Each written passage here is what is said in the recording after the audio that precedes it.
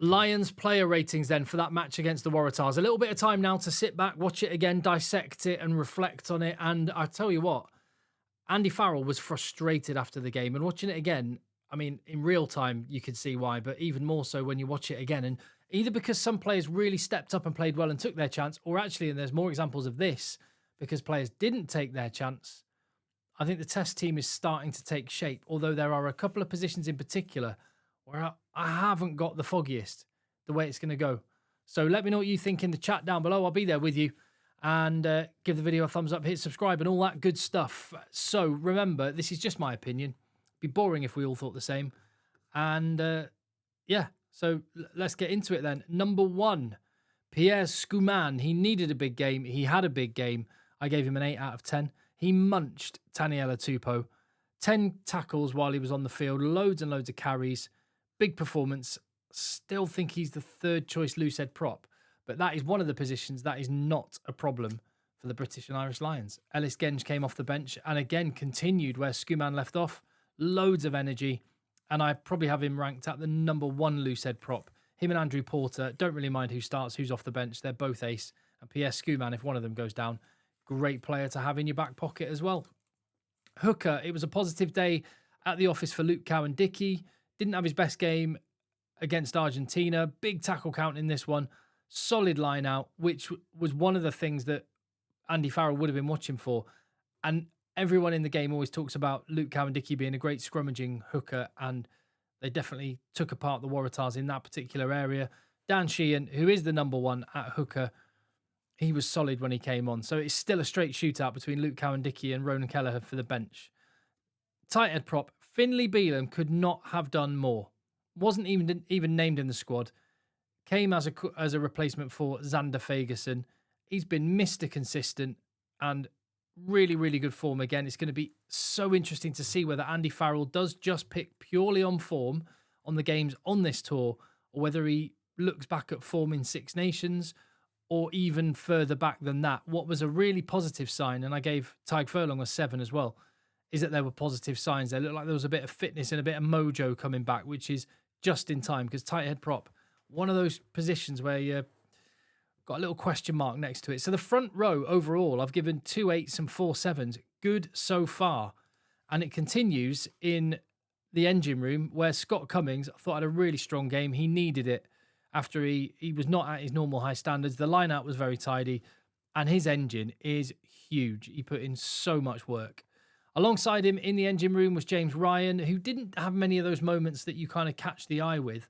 He does a lot of unseen work, and in order for other players to play well, you need guys like James Ryan who just go around smashing rucks, and he did a solid job at that. I don't think he's going to trouble the Test 23 at this stage, unless there's injury or if James Ryan gets one more chance, unless he has the game of his life.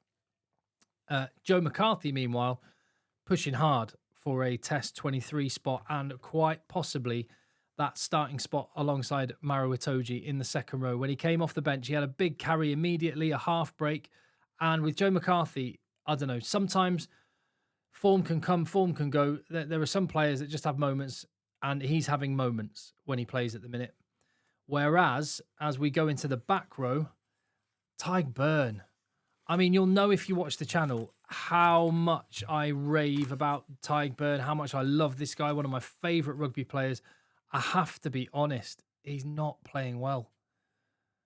And the blindside flank position, an issue, because you thought Tom Curry or Tyg Byrne, well, they're just automatic. One of those will be in there because they're both incredible, and they have been.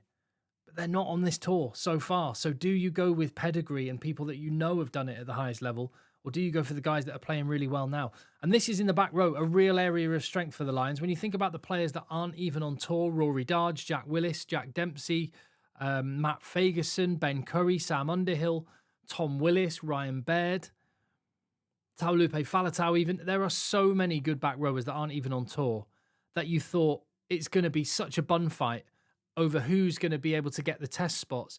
It is, but only because there's not enough back rowers standing up and consistently playing at the level that we've seen them before. And that's a little bit of a worry, particularly when that's an area of strength for Australia as well.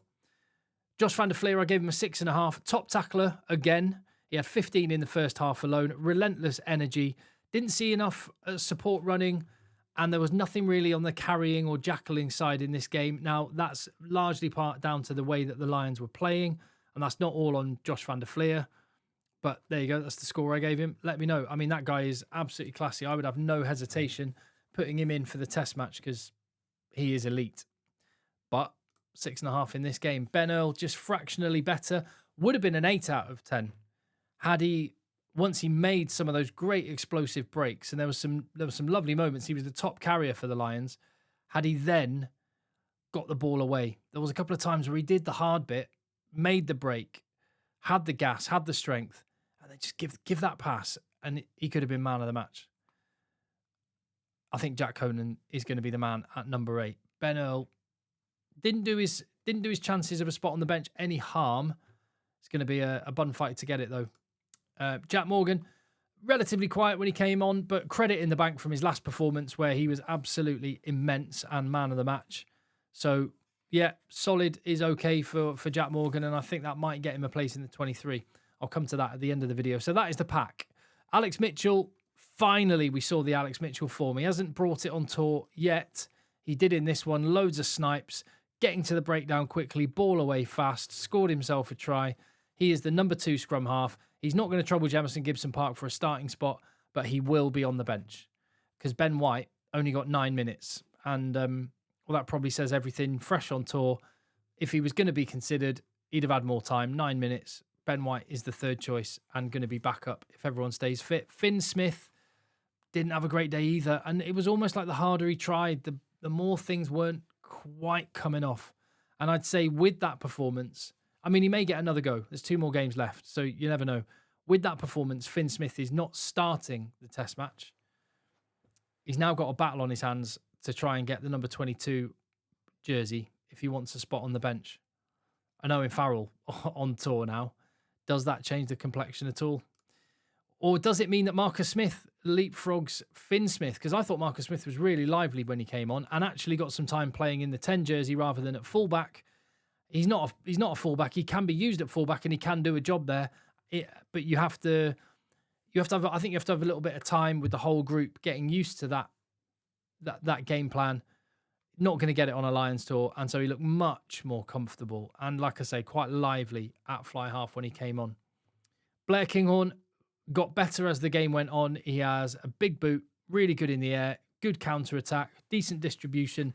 He did his chances, no harm whatsoever. And actually, I thought looked better when he moved to fullback, which is not good news for Hugo Keenan, as I'll come on to. Sione Tuipulotu did some lovely things. That little look out the back and giving the flat pass. Beautiful skill. And that's what Sione Tuipulotu can do. Take it right to the line, offer a genuine ball-carrying threat, but with the skills to get the ball to someone else who he's created space for. And he did that for Hugh Jones's try. And Tuipulotu was at the 4. And I think that probably cemented, I would guess, in Andy Farrell's mind that is either going to be you're going to have to make your call. Is it Aki and Ringrose or is it Tuipulotu and Jones? Cohesion counts, and that's going to be an interesting one because I still think you could play Tuipulotu and Ringrose together because you would then have the cohesion of Russell and Tuipulotu, and I think that would be fine as well. But Hugh Jones, 2 tries, great footwork, strength, and versatile as well. If you wanted to go 6-2 split, especially, it's a really tough one. That's one of the areas. Back row and centre, hard to call. Mac Hansen, lots of nice things, and he always, what you love about Mac Hansen is the amount of effort that he puts in. He goes looking for work. He never just hangs out on his wing and, gets grumpy that he's not getting the ball. He goes looking for it. He goes hungry, but he gets in there and is second distributor. He creates things. A lot of the things that were created didn't quite come off in the way they have. He's been really good on tour overall. So I wouldn't bet against Mac Hansen being involved in a test match 23. Hugo Keenan, I feel so harsh with that grade. I'm calling it how I see it, and I just thought Hugo Keenan he looked like a guy that was ill the other day and hasn't played in ages.